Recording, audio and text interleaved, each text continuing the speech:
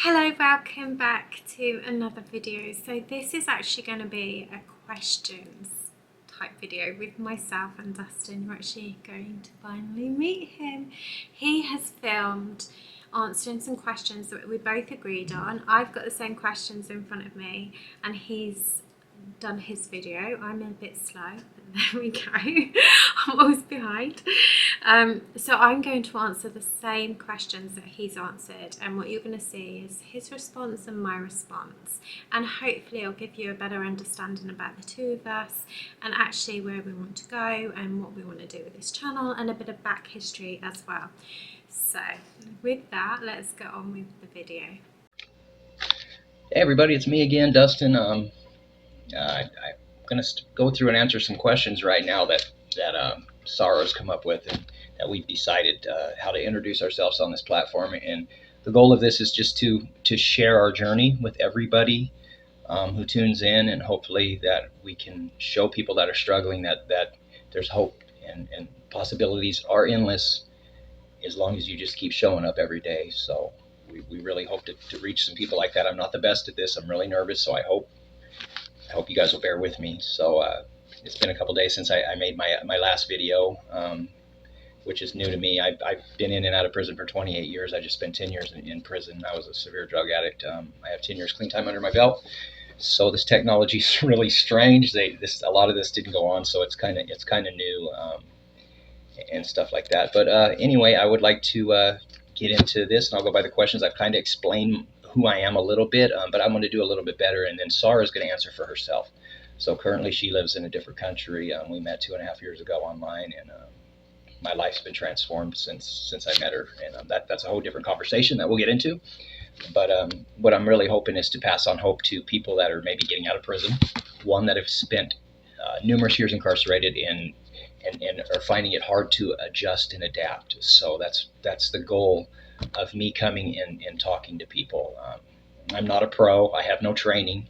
I just know what I went through, what happened, where I am, and what it looks like now. So, and I hope to share that there is hope. I promise. If you just keep waking up every day and putting your feet on the floor and just taking charge of your life, there is hope. And you take charge by showing up, I believe. And don't use. If you're substance abuse problems or stuff like I was, as long as you don't use, it gets better. And I heard that, and it's such a cliche, and it sounds so like I don't use it, but I promise you, your life will change. It gets better if you don't use. Your life will change. It gets better if you don't use. And I'm poor. To be honest with you, I struggle day to day, paycheck to paycheck, but I feel rich. I feel whole. I feel more confident than I ever have in my entire life. So, and a lot of that has to do with my current relationship, and a lot of that has to do with the time spent in prison. And when I was there, I worked on myself. You have to put in work. This isn't going to be given to you. It's just not. That's just not how it's going to go. I expected for a long time for life to be given to me, and it wasn't. And I never had nothing. I think they call it a pot to piss in and a window to throw it out of. I didn't have none of that. So, and I just know how wonderful my life's changed. So I was released on November 17th after serving 120 months in federal prison for bank robbery, unarmed, and then a heroin trafficking charge out of Boise, Idaho. It was the same kind of crime spree, and I was facing a long time. I was facing 75 years to life at the time, and that was a really big eye-opener for me. I was to a point in my life, I was 36 years old, where I was either going to spend the rest of my life in prison or die, or those were pretty much the only two options. So, and I worked hard to get to where I am, I believe, and if people will work and you put in the effort, then it's going to change your life, I promise you. So, Right, so for question, who are we? So I'm Sarah. I'm in my 40s. Let's not discuss age. That's embarrassing. Don't feel it. Still feel in my 30s. Still act like I'm in my 20s. But anyway, so yeah, I'm a single mom. I have a daughter who's coming up to 15. I live and work in the UK. I have always worked in the health and social care sector, which I very much enjoy working with clients. It's just the bureaucracy that I don't enjoy to do with the job. I have my little life here. I live in my little bubble, and that's really it. I don't know if I want to say anymore. Let's go over to Dustin and his response about who are we. My name is Dustin. I'm from Utah. I currently live in northern Utah, in like the biggest city here. Um, I am a father, single father. Well, I have a girlfriend, but until we're married, I would consider myself a single father because we do not currently share a space together. Um, I started using drugs at a really young age, probably 13 years old, which was meth. I'm not proud of any of this, people, but I think it's necessary to give a little bit of background to let you know what happened and to where I am now and how I became this focused on really wanting to help people, to make a difference, to be of service. It's all about being of service. My sponsor told me that. It's not about you, bro. It's about the next guy that's struggling. And as long as we help the next guy that's struggling, that helps us more than I would almost say him. But to see the light click on in somebody's eyes, you guys, it's I can't even put it into words. Just to see that joy and that miracle when they finally get it, man. Because I was one of those guys, and yeah, I'm getting all worked up. So, but I'm gonna go ahead and answer. So I pretty much explained who she has it listed as who are we. We're just two people. We're regular people. Except she's never went through substance abuse issues. She's actually, I want to say, lived a very moral and upstanding life, but she is a single mom. But we hope to share our journey to it as far as meeting online 2.5 years ago. And just as somebody to talk to or support, it was mind blowing how it ended up being. We're deeply in love now, and I could go on and on about her, like this song goes. I could go on and on and on, but so yeah. So who are we? It asks. Well, as I said, my name's Dustin. I'm a recovering alcoholic and an addict. I'm an ex-criminal, but I'm also a father. I'm also a man. I'm also a human being, and I'm also want to help and touch as many lives as I can. And let you guys know there's hope, and it's all about plugging into services and stuff, which we hope to share eventually too with you guys, where services like certain things that you may go to get help or whatever. I hope to share that through these, but it's also going to be a journey of our relationship, and eventually when we build a home. So we're going to do that also and film it and just show people, man, that there is no limits. There really isn't. If you put in an effort, you can come back from anything. I guess they call it the American dream. A lot say the American dream's dead. I don't believe that personally. Coming from where I have in being involved in the stuff I was involved in serving the time that I served, and to come out here and to, for the most part, be accepted with a fresh start is mind blowing, humbling. So, and then the question two, I guess I jumped around on these a little bit. The question two was, how did we meet? Well, we met on a pen pal website called Right a Prisoner. It's a website where people in the community want to offer. I recommend you guys look it up. Some people use it as relationship stuff, and that's fine. That's their decision. But when I set my profile up and I reached out there, I asked to talk to men or women, people that are out in freedom, that could actually share how they do it every day, how they survive, how they make it. Because I had a lot of anxieties and stuff a couple of years ago about getting out. I mean, that seems 2 years. That's for a long time. But after a 10-year sentence, you're getting close. So it feels just around the corner. And time moves different in prison than it moves out here. It's the same Groundhog's Day every day in there, but it goes by so fast in there. And yeah. So anyway, I'm thinking about prison right now, and that's kind of traumatic. It was a terrible, violent place, especially the federal correctional system. It's you guys. Unless you've been there, I cannot even begin to touch on that. The horrors and the violence and the stuff like that. And my hat goes off, and I bow or curtsy to anybody, I guess you would call it. Yes, you would. To anybody that can get on with their life after that. It's very life changing. It's very, very life changing. To see men killed for nothing, to see men beat to get to death for nothing, or just to be beat severely for nothing, for $5, for 50 cents, for it's insane, freaking insane. And when I first got to the Idaho Department of Corrections, where I served my time concurrently, I had to do a federal for my bank robberies and then a state for my heroin charge, but they ran it concurrent. I started in the state first in Idaho, and that was a very, very, very violent prison when I first got there. It was a private correctional facility, a CCA. I don't know if you guys have ever heard of them. They switched their name to Core Civics. My personal opinion, corrupt, straight corrupt. And they don't care. We're just bodies. They do not care. And yeah. So anyway, I'm not going to get started on criminal justice reform right now. Right, so next question, how did we meet? Okay, this is the controversial bit, please don't judge. So I back in 2021, I actually decided to write to a prisoner. The reasons for that was because I was very reflective on my life and I wanted to do some good, and if I could do that from home and help somebody and motivate somebody to come from a very low place in life where you can't get much lower than being in prison and leaving with hardly anything and not having much. But if I could motivate somebody, encourage them and give them support, then I believed I was doing something good. So that's how we met. I decided to take the plunge and I wrote to a prisoner. I wrote to a prisoner in America just purely because in the UK, from what I could see online, it was very much that it was charity. It was done by a charity and they would select who you would write to, and I didn't want that. I didn't want the risk of writing to a serial murderer or a paedophile. Do you know what I mean? I wanted to be able to choose myself and have that control.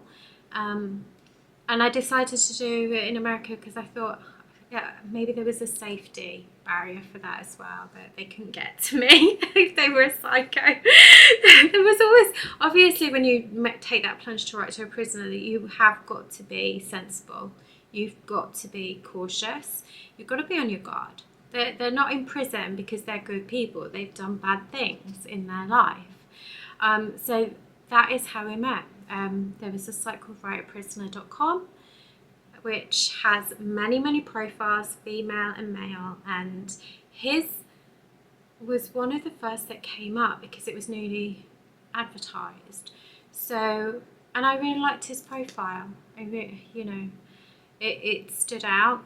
I whittled it down to 4 people, and he was the one I chose to write to, and I added him as a contact, so I had to add him. And then he saw that I'd added him and he wrote back. And then the rest is history. Over 2 years later, we're still communicating. It's still going strong. Actually, it's getting deeper every day. Now he's out. He's actually out of prison now. And so that was how we met. And I wouldn't, it's unconventional and it's strange and a lot of people won't understand it. And I don't expect people to. And I expect people to go, you're crazy. And what are you thinking? And my mum certainly felt that in the beginning, but I think, Dustin's been out for over a month now, and he messages me daily. He sends me videos all the time. I was gonna say he's obsessed with me, and nobody's ever been obsessed with me. But it's a good thing. It's all good because it's wanted, and I to have somebody who loves me and I love them, it's amazing. And it's unconventional and weird, but you could meet somebody who has a fantastic job, nice car, beautiful house, but they could be the most horriblest of personalities and absolutely treat you horribly, and leave you hanging in a message because they're talking to another girl.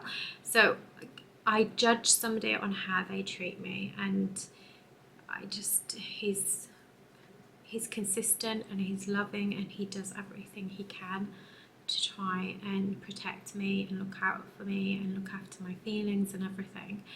So that's a bit about us. Makes you so confident in us.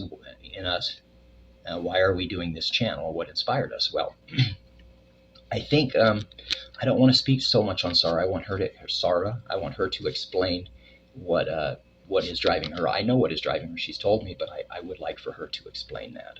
I can only tell you what is driving me. I do not want any one person, not one of you guys out there, that actually see this to ever have to go through what I went through. I watched my children grow up in here. pissed my life away. I accept full responsibility for what I did, but yeah, I have regrets about it. A lot of people don't have regrets. I have regrets, and I would change it in a minute. I would absolutely change it. And it was the little things that kept building up that got me. The little things that led to the big thing, man. But yeah, the heroin addict habit. A heroin addict is a full-time job, man. I'm telling you. So to do that is brutal. It's no existence. It's no life at all. It's just an existence. And I just my heart when I see a broken person, even walking the streets of this city, when I see a broken person or people living on the streets, it just tears me apart, man. Because I know I'm just not like a person who lives in a high rise here or and just sees that dirty person or that broken person. I actually been through that, man. So I know what led them to that part in their life, and it's terrible. I'm not saying every person out there wants to change, and that they're not working people for money when they held their little signs, but not all of them. And a lot of mental illness goes on with people being on the streets and stuff like that. But now I'm just getting down another trail that wasn't even lining up with these questions. So, but I'm super nervous. Please bear with me. This is very brand new for me. So yeah. So what makes you so confident in us? I don't like to live on feeling only. I think it's good to live on intellect. I've learned that because when you live on feeling, you live your life according to emotions. I did anyway, but I also think that feeling has to be a part of it. And I don't know. I feel concrete inside. I don't know. It's just maybe it's the time that we've spent together. We've shared everything with each other. Everything about us. Nothing's been off the table. We always talk through everything. We always communicate. Um, for me to have the consistency is what's made me confident. 2.5 years, she still wants to be a part of my life. I still want to be a part of her life. I got out of prison. I desire no other woman, man, females. I don't want to be with anybody else. Never. Um, I she's all I see. I'm just confident in that. And it's been practiced for me getting that behavior too, or I wouldn't say behavior, but it's been practiced for me getting that knowledge. And that confidence that I just know we're going to make it is because I know where I came from and I know what sobriety has brought me when I got clean in 2013, 14. I just know how much my life's changed, and I stand on that. Right, so the next question, what makes us confident in our relationship and about us? I think from the very outset, we just connected. We connected through the written word. We were both very honest with each other and very vulnerable, and we have had very deep conversations that I would never have opened up to anybody else, but I felt confident and I felt safe to do that with him. We also had an opportunity to send very short videos to each other, so we got to see each other, and then we moved on to telephone calls so we would talk. And now he's out, it's a lot easier because now we can properly video message and we can see how we interact with each other. We can see each other's facial features and expressions and mannerisms, and we're just able to share in each other's lives more now. And I feel, and I hope he feels, that it is going, there's different levels in a relationship, isn't there? Like in that beginning, it was very exciting and a little bit of infatuation. Then it got a bit more serious, and now it's just moving to a deeper level, like of a deeper connection, because we communicate very well with each other. That's not to say that we don't have issues don't arise, but it's the way in which we communicate is different, and it just gets deeper and deeper because we are so vulnerable with each other. That makes me confident in us and our relationship. But we have a question here, do you have any fears? My fear is that the relationship won't work because of outside factors. So when I say outside factors, I'm talking about immigration. They have, the means to stop me coming into the country. They could stop me from visiting. If we put in an application for a fiance visa, it's their decision whether they grant that. So it's those kind of factors that I am afraid of. Also, to move to America, to go get the visas, the fiance visa and the green card, all of that costs a lot of money. So there's fears around finances, definitely. Fears about where we're going to live, fears about immigration, how we're going to make it work long term. Because it's not easy having a long distance relationship, because you just want to be with that person. So those are obstacles that we're going to have, and they are fears of mine, that other factors will stop us being together. But those are my main fears, if I think about it.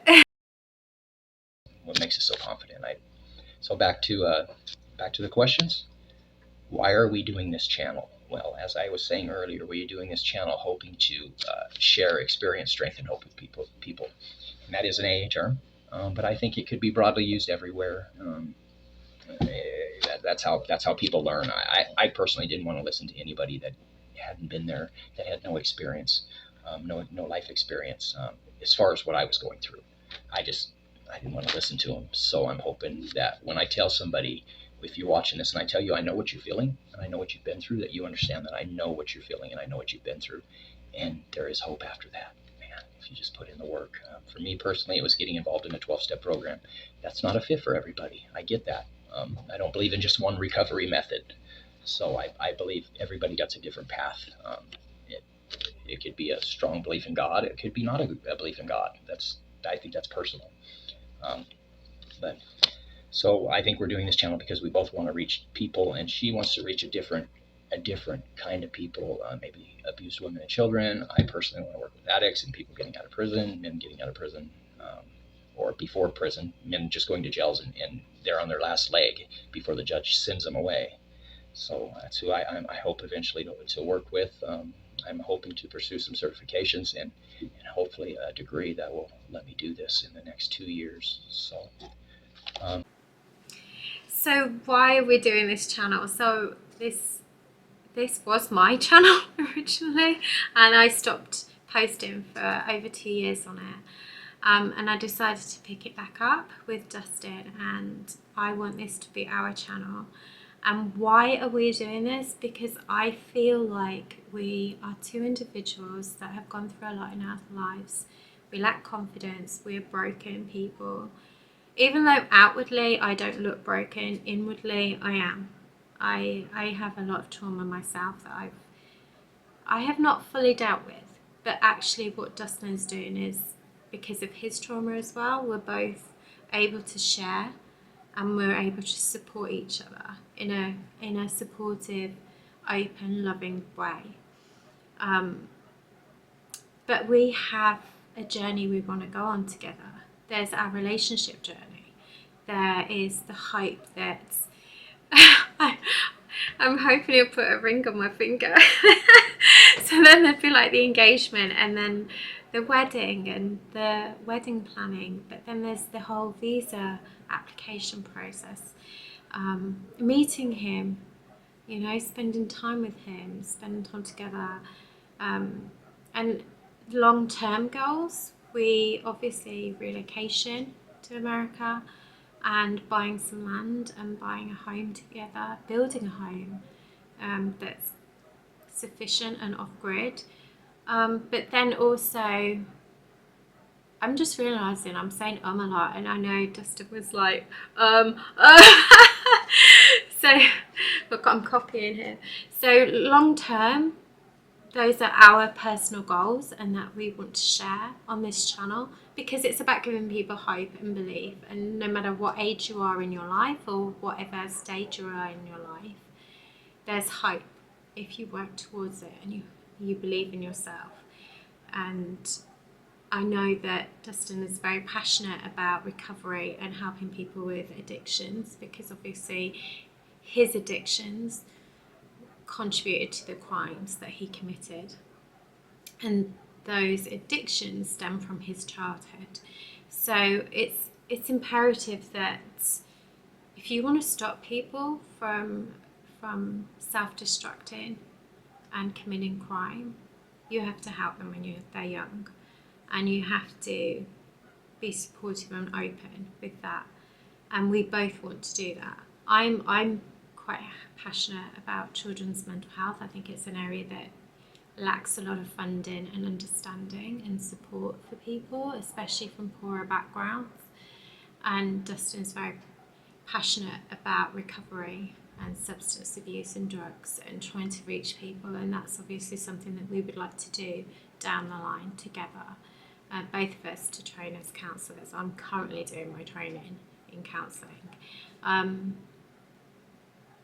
because it's our passion. We both have the same passion, we both have the same goals, and we both have the same dreams. We're completely different personalities, completely. Like, I'm very quiet, I'm very reserved, and that's how I've led my life, and I'm very much appearances and outwardly projecting that I'm okay and I'm stable and everything, and not wanting to show vulnerabilities. And I've never had addiction problems, I've never committed a crime, whereas Dustin's life has been the complete opposite to me. And he's he's a bit of an extrovert. He would say he's an introvert, but actually he's a little bit of an extrovert. I'm sorry if you're watching this, Dustin, I'm sorry, but you are. You know, like, he's not afraid to go singing in the street. I'd be like, what are you doing? Shush, people are looking, stop. You know, whereas he's like, yeah, it's all right, baby, it's okay, I love you. He's gonna kill me for putting this in, but whereas I'm like, oh my god, he's embarrassing me, who's looking. So we're very different in that kind of way, in our personalities in that way. But saying that, I think I have changed being with him. I think I am dropping that kind of stiffness about myself that I had because I was too concerned with what people thought of me, and I'm learning to relax a little bit. And actually what's always been there, like with my daughter, I've always been very much like fun and jokey and playful, but I haven't been like that in relationships, and for the first time I'm doing that, and that's because of him. I've gone off topic because the question was, why are we doing this channel? So this channel is really basically to follow our journey, and to hopefully we're going to make it together. That's the hope, and we hope that you're going to follow this journey and learn as well a bit about why people might commit crimes and about addiction, and also to see there's going to be hurdles and bumps along the way with us. There's no doubt it's not going to be easy, and hopefully you'll follow that and support us in any way that you can as well. So I've got on my list what inspired us. So what inspired us was to tell our story because it is unconventional and people would judge, and because that's what people do. People judge and they form their own conclusions, and you know, we kind of want to break down some barriers. I think that is the main inspiration for us, is to break down barriers. What inspired us? I think pain inspired us. Sick of being hurt, seeing people hurt, just trying to break a cycle that is just so unnecessary. It's just crazy. Have we faced any criticism from people we know and don't know? Not to my knowledge. I don't know if they talk behind our backs. My family and my brother thought I was crazy because I met Sarah online, and then it's progressed into a love story. I'm in love. I'm in love with that girl, and I know she's in love with me, and we want nothing more than to be together, and to make a difference. So, but yeah, I'm pretty sure people talked. People talk like, yeah, that'll never make it, or that, because there's so many jail relationships that don't, but there are those that do. So do you have any fears? Oh, absolutely. I have a fear of letting my family down again, and hurting my children again. My son's 17 now. He was 7 when I came in. I've only been out a month. He grew up his whole life without me, pretty much, because before that I was still a screw up, and my mom, when she was alive, she was taking care of him, but I just was to be deadbeat dad, man. I was just no good. I wasn't father material, and I'm learning as I go. I'm not saying I'm father of the year, but I'm learning how to be his friend and be his father, and and he's really receptive to it. So yeah, but my fears, yeah, that's fear of failure. I'm scared to fail this time. I just don't. I believe this is my last chance. So if I do not pick this up and utilize what I've learned, I won't get another chance. I'm not a young pup anymore. I'm getting on to be my late 40s, and I've had some battles myself. I got cancer when I was in prison right before I got out, but I'll get to that later. It really showed me how precious life is. You never really know until it happens to you, because you can see somebody suffering, and you feel bad for them and stuff, but that's where it ends, you know, until we're in them shoes. So, but yeah, fears, man. Fear of messing it up in this relationship, because I messed up so many, and I used to be a tornado that would just tear through every part of anything I had in my life: relationships, family, children, jobs, even doing and selling drugs. I was terrible at that. I used all my profit. I was terrible. I was not a good drug dealer. And I wrecked everything. Everything I touched, I wrecked. So, I'm scared that that may happen again. I don't feel it, and I don't think it, but anything could happen. Yeah, I'm kind of scared of that. Have we faced any criticism from people we know and don't know? Okay, what's our dreams and goals? So our dreams are, we want to be together and we want to build a home. We want to be self-sufficient, where we don't have to rely on um, an electric company. We want to go solar. We want to have our own water well, and we want to be off grid, basically. But not so far away that we can't help people, or we just go hermit out in the woods, because that's not gonna achieve what we need to achieve, and that's to maybe reach somebody and keep them from having to go through this again. This is terrible, terrible, guys. I promise. So what's our dream? Our dream is to be together, be pure and simple, make a difference, just to be in a loving relationship. I don't want to be on my own anymore. I don't want to struggle anymore. I want to be with somebody who is my rock. That's all I've ever wanted in my life, and to have somebody that I trust and that I feel secure with, and I want to build a life with. I want to build a home with. I want to buy furniture with. Like, I've never done that. Never done. It's so simple things, like we've said. When I come to Salt Lake, I want to go to IKEA, and he's never been to IKEA, and I'm so excited, because I'm like, can you imagine just going around looking at furniture and, I like this, do you like this, what do you think about this, we could put that there. I've never done that with anybody, and that excites me. It's silly, I know, and it's probably something other people take for granted, but I'm really excited by that. And I'm really excited about building our own place down the line, like to buy our own land and go looking, and to not do something on my own, but to do it with somebody that I love. So yeah, that's the dream, and the dream is to help other people ultimately. Dustin's gone through cancer this past year, and he thought he was going to die. He was left for months and months and months without any treatment, and his symptoms were getting worse, and it was horrific, and I honestly thought I was going to lose him. I really did, and he thought he was going to die.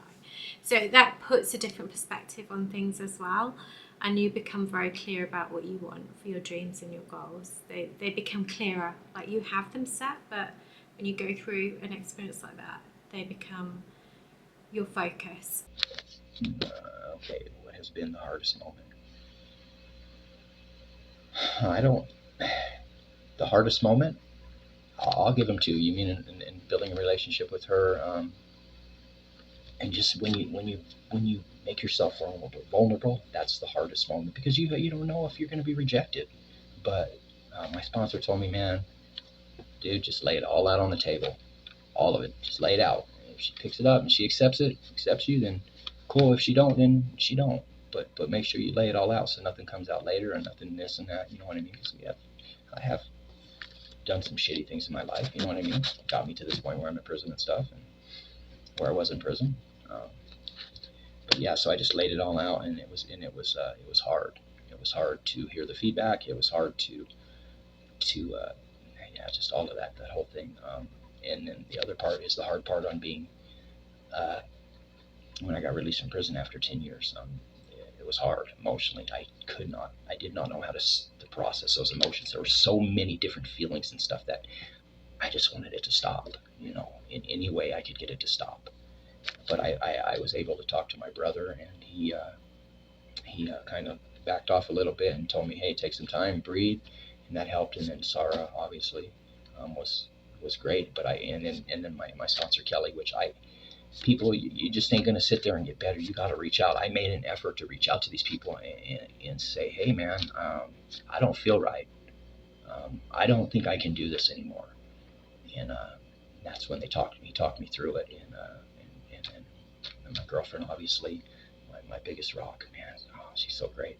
But she actually shared with me too, and I could just hear the love and compassion in her voice, and see her when we did our video chats, and just know that I was so cared for. I don't believe there is somebody that's going to get out or face anything where nobody will care for you or nobody cares about you. I care about you, man. I don't even know you. So I care about you. But so what has been hard about the content we're talking about?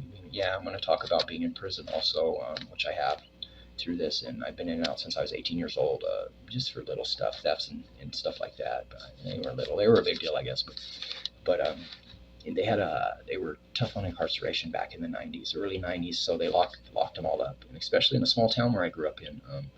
So my first time ever getting in trouble was in Natal. I went to prison, and that's a vicious cycle once you do that.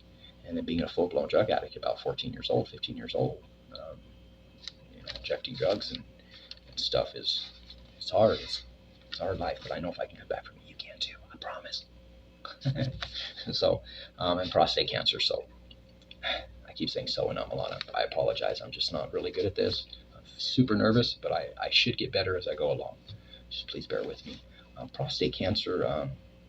So I lost about 40 pounds. I'm still really skinny. Last 2 years ago, no, October, November, December, about 15 months ago, I lost a bunch of weight, like in a couple months. I went to the doctor, and then they did their little physical, the little, and they said my prostate was enlarged, but they actually thought I had colon cancer because of my weight loss and the cramps and pains I was having in my stomach. So they ordered a colonoscopy, and when I had my colonoscopy is when they discovered that it was probably something more serious. So I went in and had a biopsy, and it came back in March of last year that I had a stage 2 prostate cancer. And then when they did a MRI after the biopsy, it showed that it had spread already. It spread to the connecting nerve to the prostate, which goes into your back eventually down the nerve wires, and then into the bladder, into the seminal vesicles. So it showed a substantial amount of spread on that MRI.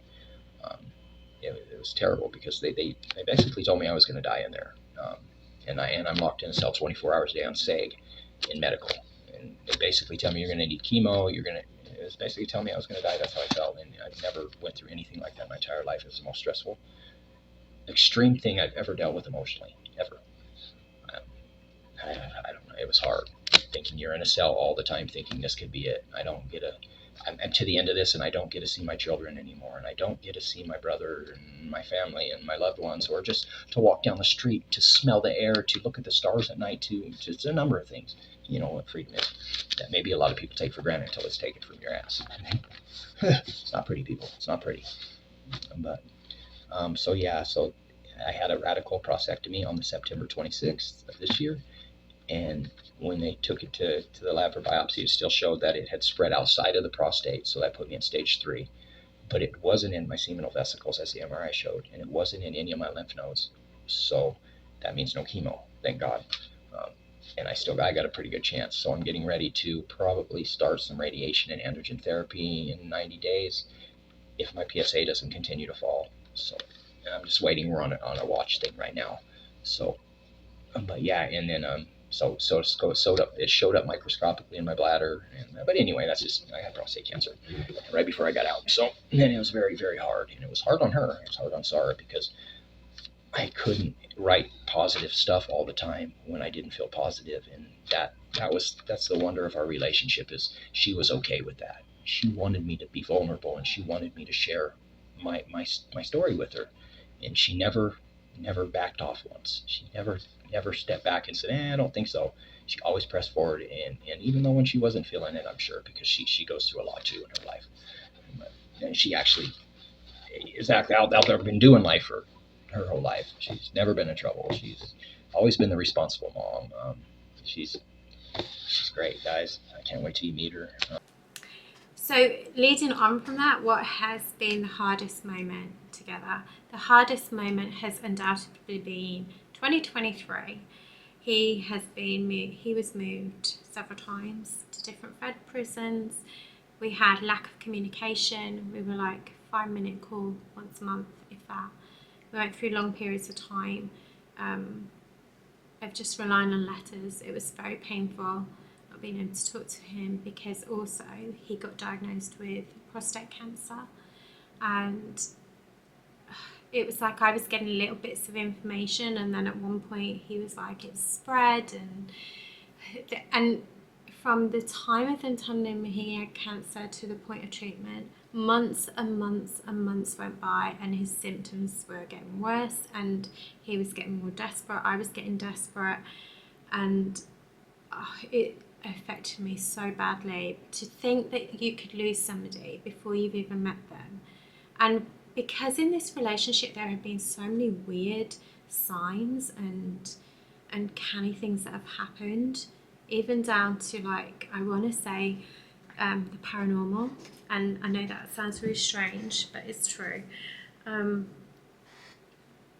thought that I wouldn't be with him was just, it was haunting. It was like, it killed me inside. I would write him letters of scenarios of things we were going to do to try and keep his morale up, and I really wanted to experience things with him. But the thought that we wouldn't be able to do that was horrific. It was horrible, and it was really, really painful. And it was our hardest time together, really hard. But he's had his operation. He had the cancer removed from the prostate, so still ongoing. But it's looking so much more hopeful now for a future together. And I know going into 2024, we've both got to get healthy. Fitness-wise, diet-wise, I do believe your diet affects you as well. It affects your health drastically. So definitely want to, next year, change our lifestyles, both of us. We both need to do that. Have I said that to you, Dustin? I don't know if I have. Are you hearing it now?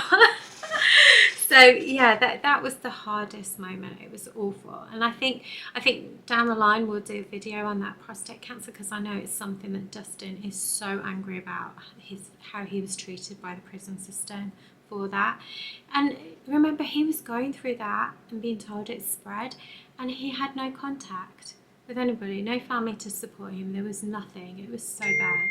Oh, it was so bad. It was awful to not be there for someone, and the only way I could be there was through letters, which were always on delay. What's been the most memorable for us so far? Ooh, I don't know. I think all of it's been memorable. Like, definitely those early days were so fun and exciting, because it's like you're talking to someone and then they're like, do you want to be my girlfriend? Yeah. Then, I love you. I love you too. And then it's like, I want to marry you. I want to marry you too. So we've gone through, this relationship has all been about levels, and each level is memorable in some way. So it's all been memorable for different reasons, and I'm looking forward to the future and making more memories. So I hope you've enjoyed this video from the two of us, and I hope it gives you a little bit better understanding about us and who we are. I would have loved to have filmed this together, like both of us answering the questions at the same time, but I'm not that tech savvy. But if you know how to do it, leave a comment down below. If you've liked this video and you want to come on our journey with us, please be part of our little crew. I'm using prison terminology. Yeah, be part of our gang or our crew. Get down with it. Yeah. Oh God, I'm so immature. But we would love you to follow us on this journey, and so you have to subscribe. Hit the subscribe button and the notification bell so you don't miss videos. The next video we're going to be doing is our relationship, looking back at it and answering some questions, and I'm going to insert clips for you so you get a really good idea of the relationship up until this point. So until then, take care and see you next time. Bye.